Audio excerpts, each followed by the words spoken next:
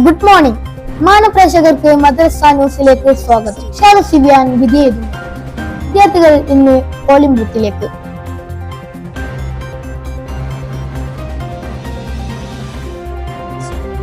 ഷാദ് സിബിയാൻ മദ്രസയിൽ നിന്ന് ആര് നയിക്കുമെന്ന് ഇന്ന് വിദ്യാർത്ഥികൾ വിലയിരുത്തും. നോക്കാം വിശദമായ റിപ്പോർട്ടിലേക്ക്. വായിക്കുന്നത് ഫാസിൽ ആറാംദാസ്. ഷാദ് സിബിയാൻ മദ്രസയിൽ നിന്ന് ആര് നയിക്കുമെന്ന് ഇന്ന് വിദ്യാർത്ഥികൾ വിലയിരുത്തും.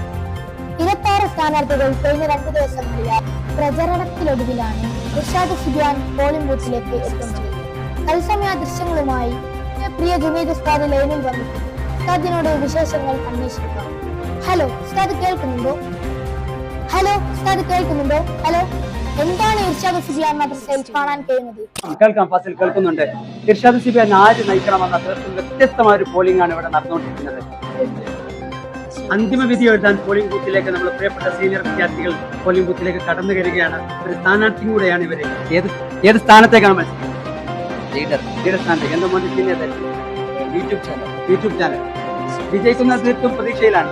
യൂട്യൂബ് ചാനൽ കൊണ്ടുപോകും. ബൂത്തുവാരും ഈ ഇലക്ഷൻ കൊണ്ട് 3 കാര്യങ്ങളാണ് ഉദ്ദേശിക്കുന്നത്. ഒന്ന്, പഴയ കാലങ്ങളിൽ എങ്ങനെയാണ് ഇലക്ഷൻ നടന്നത് അത് കുട്ടികളിലേക്ക് എത്തിക്കുക. പഴയ കാലങ്ങളിൽ ബാലറ്റ് പേപ്പറിലാണ് വളരെ സുതാര്യമായിക്കൊണ്ട് ഇലക്ഷൻ നടന്നിട്ടുണ്ട്. അത് കുട്ടികളിലേക്ക് എത്തിക്കുന്ന ഒരു രൂപമാണ്. അത് അറിയിക്കുക എന്നുള്ളതാണ് ഒന്നാമത്. പരിചയപ്പെടുത്തി കൊടുക്കുക. അത് കൃത്യമായി പരിചയപ്പെടുത്താൻ കഴിഞ്ഞു എന്നതാണ് ഈ ഇലക്ഷനിൽ. നല്ല ആവേശത്തിലാണ് കുട്ടികളൊക്കെ.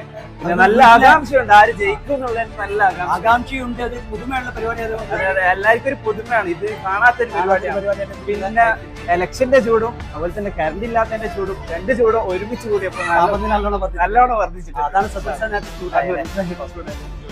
ഇതുവരെ നമ്മുടെ മാവേലിയുടെ ചരിത്രത്തിൽ ഇല്ലാത്ത വളരെ വ്യത്യസ്തമായ അനുഭവം. വിദ്യാർത്ഥികളൊക്കെ വളരെ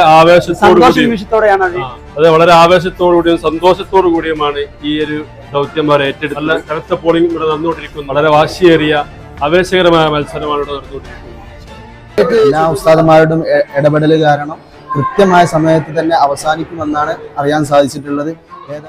AVM മെഷീനെ നമുക്ക് ഈ പരിസര സ്കൂളായ ഈ മാവിലേരി പരിസര സ്കൂളായ സരസ്വതി വിജയം എന്ന സ്കൂളിലാണ് അവർ സ്പോൺസർ ചെയ്തത്. എന്ന നിലയ്ക്ക് സഹോദര സ്ഥാപനം എന്ന നിലയ്ക്ക് അവർ നമുക്ക് സ്പോൺസർ ചെയ്തതാണ്.